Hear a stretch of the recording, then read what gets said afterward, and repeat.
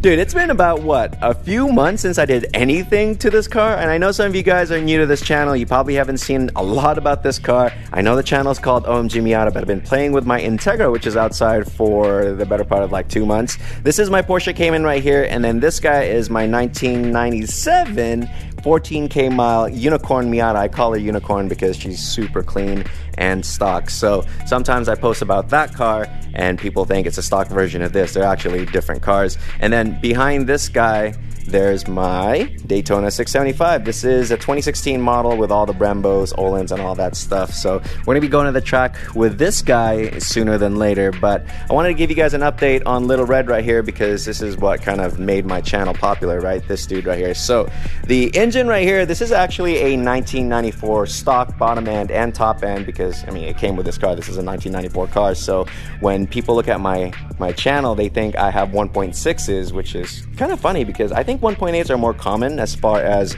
Miata goes because the 1.6s were only made for a few years, and then the 1.8s were pretty much all the other years after 94. This guy's a stock bottom end and top end. It's just got all the fancy bolt-ons and a flying Miata turbo kit. It makes roughly around 280, maybe close to 300.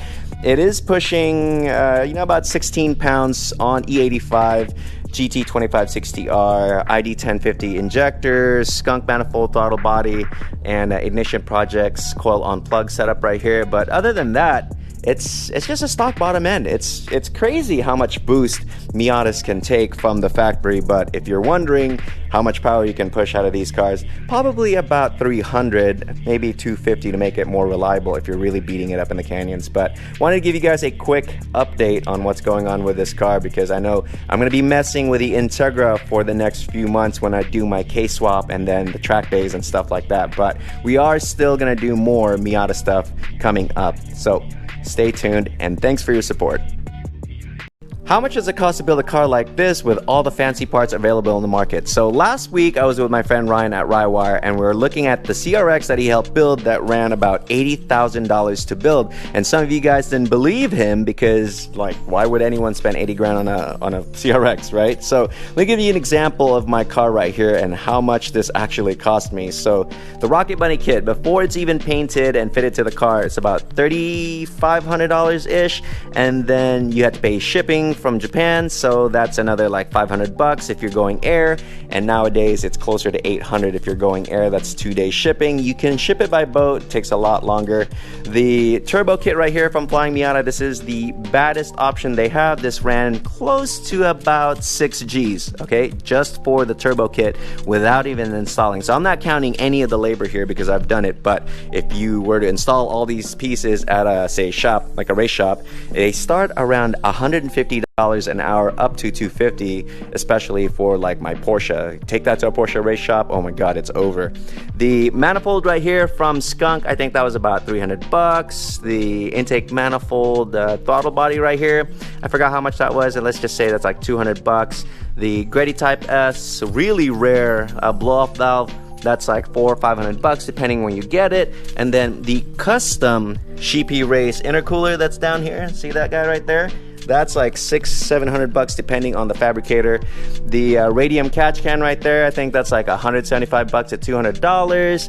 Moroso catch can, that's probably another $150.